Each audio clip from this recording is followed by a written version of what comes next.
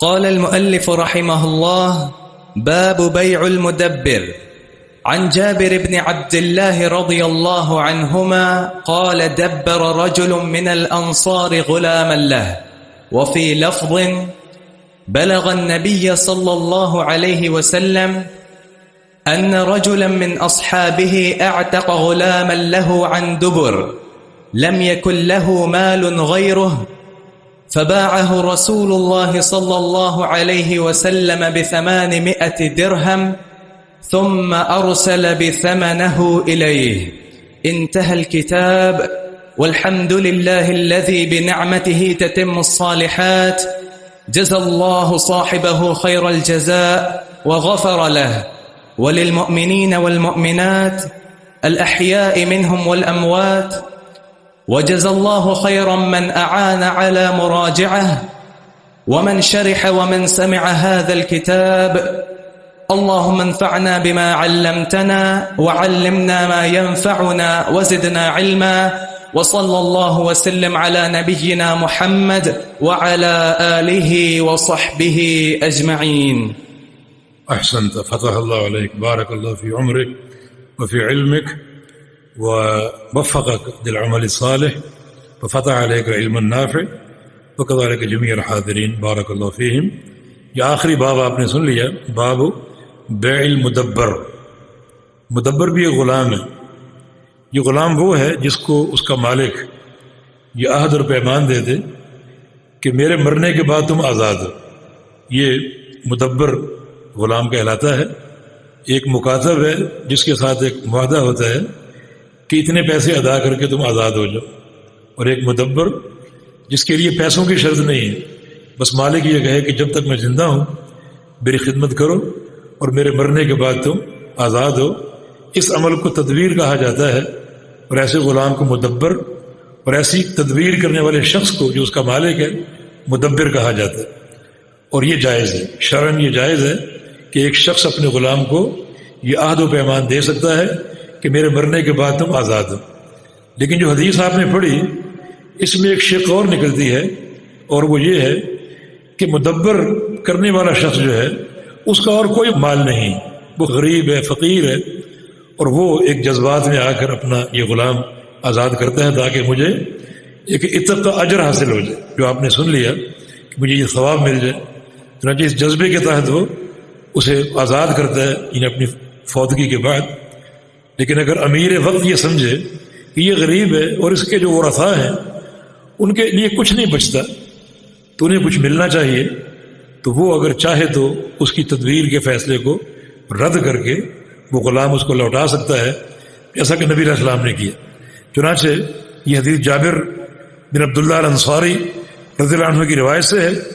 کہتے ہیں کہ دبر رجل من الانصار غلام لہ، کہ ایک انصاری صحابی نے اپنے غلام کو مدبر بنایا، یعنی اس کو یہ عہد دیا کہ میرے مرنے کے بعد تم آزاد ہو. یعنی اس سے مدبر بنانے کے عمل کا جواز ثابت ہو گیا کہ ایسا کیا جا سکے. لیکن ایک حدیث میں الفاظ ہیں کہ بالغ النبی صلی اللہ علیہ وسلم ان رجلا من اصحابہ اعتق غلاما له عن دبر، کہ نبی علیہ السلام کو یہ خبر ملی کہ ان کے ایک صحابی نے، ایک شخص نے اپنے غلام کو اپنے مرنے کے بعد آزاد کر دیا. عن دبر یعنی بعد وفاتہ یا بعد موتہ، اپنی موت کے بعد، اپنی وفات کے بعد اس کو آزاد قرار دے دیا. لیکن لم یکن له مال غیرہ، اس شخص کا اس غلام کے علاوہ اور کوئی مال نہیں تھا. تو نبی علیہ السلام نے اس کے اس فیصلے کو رد کر دی، فیصلے کو رد کر دیا. فباعہ ب800 درہم، اس غلام کی قیمت لگائی، سودا کیا، 800 درہم میں ایک شخص نے وہ غلام خرید لیا. چنانچہ وہ 800 درہم آپ صلی اللہ علیہ وسلم نے اس کے جو ورثاء تھے انہیں بھجوا دیے. ثم ارسل بثمنہ الیہ، وہ شخص اگر وہ حیات تھا اسے وہ قیمت بھیج دی، اور اگر وہ فوت ہو چکا تھا تو جو اس کے ورثاء تھے انہیں وہ قیمت بھیج دی کہ آپس میں یہ شرعی نظام کے مطابق تقسیم کر لو. تو خلاصہ کلام یہ ہے کہ غلام کی تدبیر شرعاً جائز ہے کہ اپنے مرنے کے بعد غلام کو آزاد قرار دیا جا سکتا ہے. لیکن ایک شخص اگر اپنے غلام کو اس طرح آزاد کرے اور اس کا اور کوئی مال نہ ہو تو حدیث یہ کہتی ہے کہ اپنے جو ورثاء ہیں انہیں کچھ تو دے کر جاؤ، بجائے اس کے کہ وہ لوگوں کے سامنے بھیک مانگیں، ہاتھ پھیلائیں۔ تو اس سے بہتر ہے کہ تمہارا کوئی ترکہ ہو، اس کے وہ وارث ہوں اور بھیک مانگنے سے بچ جائیں۔ تو پھر امیر وقت جو ہے وہ اس فیصلے کو رد کر سکتا ہے۔ چنانچہ آپ صلی اللہ علیہ وسلم نے اس فیصلے کو رد کیا، اس غلام کا سودا کیا 800 درہم میں، اور وہ اس کو بھیجا کہ یہ اپنے ورثاء کو جو ہے وہ چھوڑ کر جاؤ ان کے لیے، تاکہ ان کا فقر اور غربت اس سے کچھ ٹل سکے اور دور ہو سکے۔ کتاب جو ہے وہ اپنے اختتام کو پہنچی۔ میں آخر میں اپنے آپ کو اور آپ سب کو وصیت کرتا ہوں اللہ تعالیٰ سے ڈرنے کی اور تقوی اختیار کرنے کی، اور کچھ ایک دو باتیں جن کی طرف اشارہ مظفر بھائی نے بھی کیا کہ یہ ایک علمی انحطاط کا دور ہے، اور جو علم کی اساس ہے وہ علماء کرام سے تعلق اپنا قائم رکھیں۔ یہ امت کا سرمایہ ہے، اور لوگوں اور ان کے عقیدوں اور ان کے عمل کی حفاظت کا قلعہ ہے علماء کرام۔ حصول علم کی ایک ہی اساس ہے اور وہ علماء ہے۔ ٹھیک ہے، کتابوں کا کچھ فائدہ ہے، لیکن یہ کوئی حتمی اور قطعی فائدہ نہیں ہے، اور بڑا محدود سا فائدہ، بلکہ بعض اوقات نقصان ہوتا ہے۔ جو شخص کتابوں پہ اکتفا کر لے، علماء سے رجوع نہ کرے، رابطہ نہ رکھے، تو وہ نقصان اٹھا سکتے۔ ایسی کئی مثالیں موجود ہیں کچھ لوگوں کی جن کے نام تو مشہور ہیں، وہ مدارس میں نہیں گئے، علماء سے نہیں پڑھا، خود پڑھنے اور سمجھنے کی کوشش کی، مگر غلط سمجھا اور گمراہ ہو۔ مرزا قادیانی، اس کی گمراہی کی کوئی حد ہے؟ غلام پرویز منکر حدیث، عبداللہ چکڑالوی، کوئی گمراہی کی حد ہے ان کی؟ یہ سب وہ لوگ ہیں جنہوں نے کبرن مدارس کا رخ نہیں کیا، علماء کے سامنے زانو میں تلمس طے نہیں کیا، اور خود پڑھنے اور سمجھنے کی کوشش کی، گمراہ ہو گئے، اور امت کی ایک کثیر تعداد کو گمراہ بنا گئے، اور پھر یہ بوجھ انہیں قیامت تک جو ہے وہ حاصل ہوتا رہے گا، دبتے رہیں گے، اور اس عذاب علیم کربناک عذاب میں مبتلا رہیں گے۔ تو علماء سے تعلق یہی ہمارے عقیدے کی، عمل کی اور دین کی حفاظت کی سب سے قوی اساس، اور بالخصوص فتنوں کا دور۔ نبی علیہ السلام کی پیش گوئی کہ فتنے بکثرت نمودار ہوں گے، تکون فتن تموج کا موج البحر کقطع اللیل المظلم، اور ایک حدیث میں بارش کی طرح فتنے برسیں گے، اور وہ دور ہم دیکھ رہے ہیں، باہر نکلیں فتنے فتنے، اور پھر ایسے فتنے جن کی یلغار انسان کے دین پر ہو۔ آپ کا فرمان ہے کہ انسان صبح کو مومن ہوگا، شام کو کافر ہو، شام کو مومن ہوگا، صبح کو کافر ہوگا۔ ایسے فتنے جو حالقہ ہوں گے، لا تحلق الراس، سر کو نہیں مونیں گے، بلکہ تحلق الدین، دین کو مونیں گے۔ تو پھر علماء سے تعلق مزید ہمارا پختہ ہونا چاہیے۔ اور مظفر بھائی نے بھی اشارہ کیا کہ علماء رفتہ رفتہ جا رہے ہیں، اور واقعتاً ان چند مہینوں میں بہت سے علماء کی وفات کی خبریں ہم نے سنی، اور بڑا ایک حزن و ملال کی یہ کیفیت ہے۔ علماء کا جانا یہ امت کی ایک ابتلا ہے۔ نبی علیہ السلام نے قیامت کی علامت بیان کی ہے، یفشو الجہل یرفع العلم، کہ علم اٹھا لیا جائے گا اور جہالت پھیل جائے گی۔ اور فرمایا کہ ان اللہ لا يقبض العلم انتزاعا من صدور الرجال، اللہ علم کو کیسے اٹھائے گا؟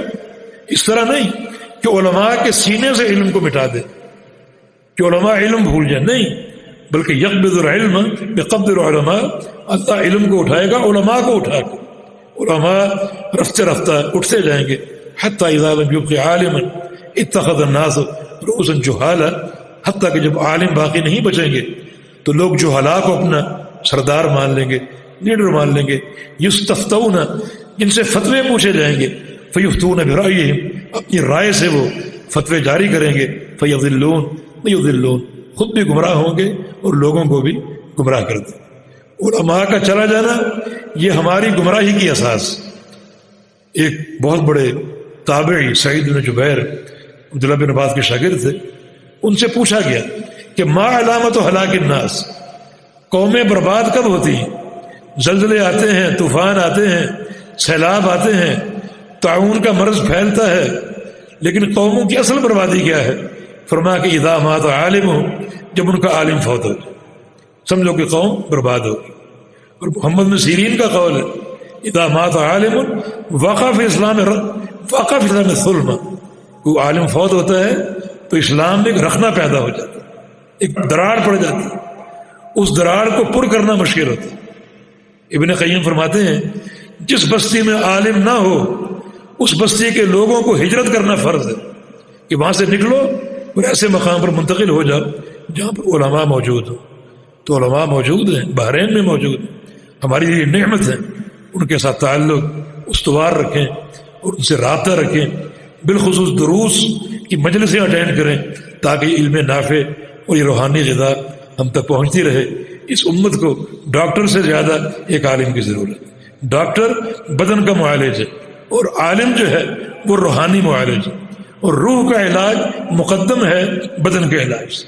اگر بدن کا علاج نہیں ہو رہا تو موت واقع ہو جائے گی، مرنا تو سب نے، لیکن اگر روح کا علاج نہ ہوا تو روحانی موت انسان کی عاقبت کو تباہ کر کے چھوڑ دے۔ یہ علاج مقدم ہے اور یہ سب سے پہلے۔ اور ڈاکٹر اگر نہ بھی ہو تو بہت سی بیماریوں کے علاج ہم خود جانتے، ہماری دادیاں، نانیاں اور دادے، بوڑھے اپنے تجربات سے کئی امراض کا علاج کر لیتے، تو ڈاکٹر کی ضرورت نہیں بھی رہتی۔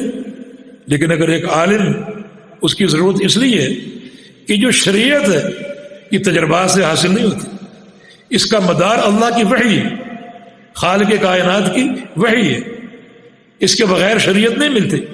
تو وحی کے جو اطباء ہیں، علماء ہیں، ان کا وجود ضروری ہے اور ان سے تعلق استوار رکھنا ضروری ہے۔ اور آخری بات، ہم نے جو تلاوت سنی آج نماز میں امام صاحب سے، ایک بڑی جامع نصیحت، اللہ کا امر، یا ایھا الذین آمنوا قوا انفسکم واہلیکم نارا، اے ایمان والو اپنے آپ کو اور اپنے اہل کو جہنم سے بچا دو۔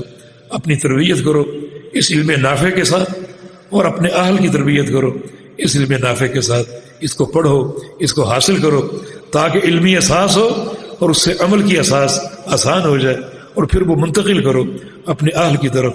نضر اللہ عمرا سمع منی حدیثا فحفظہ ووعاہ ثم اداہ کما سمعہ۔ اے اللہ، کل جب قیامت قائم ہو تو اس شخص کا چہرہ تر و تازہ کر دینا جو میری ایک حدیث سن لے اور اس کو یاد کر لے اور سمجھ لے اور آگے پہنچا دے۔ اللہ پاک ہمیں اپنے پیارے حبیب کی حدیث کی اور سنت کے ساتھ یہ چاروں تعلق قائم رکھنے اور استوار رکھنے کی توفیق عطا فرما دے۔ علم نافع حاصل ہوتا رہے اور عمل صالح کی اساس قائم رہے، یہی کامیابی کا جو ہے محور اور مدار ہے۔ بالتوفیق بید اللہ تعالی۔ میں آخر میں مشکور ہوں مرکز الفرقان کا، اور بالخصوص جو ہمارے مرکز کے رئیس ہیں فضیلت الشیخ عبداللہ عبد الحمید السعدی حافظہ اللہ، جن کی جہود مکثفہ سے یہ علمی جو ہیں وہ پروگرام منعقد ہو رہے ہیں بحمد اللہ، اور یہ علم نافع جو لوگوں تک منتقل ہو رہا ہے، اور جو بھی مرکز سے منسلک ساتھی ہیں محنت کر رہے ہیں آپ کے ساتھ، بالخصوص ہمارے مظفر بھائی جو دورے کے آغاز سے، بلکہ جب سے یہ اس کی اختراع ہوئی کہ دورہ ہونا چاہیے، اس وقت سے مجھ سے رابطے میں تھے، بار بار رابطہ اور اس کے انتظامات، اور پھر میری آمد کو یقینی بنانا، اس میں ان کی کوشش اور محنت، اور پھر ان 14 دنوں میں ساتھ رہنا اور بھرپور خدمت جو ہے وہ کرنا میرے لیے ایک شرف کی بات ہے۔ اللہ پاک سب ساتھیوں کو جزائے خیر عطا فرمائے، اور آپ سب کے لیے دعا، اللہ پاک آپ کو علم نافع عطا فرمائے، اور جو آپ حاضر ہوئے اور قدم اٹھائے، اللہ تعالیٰ آپ کے ایک ایک قدم کو رحمت اور برکت سے بھر دے اور قبول فرما لے۔ وآخر دعوانا الحمدللہ رب العالمین۔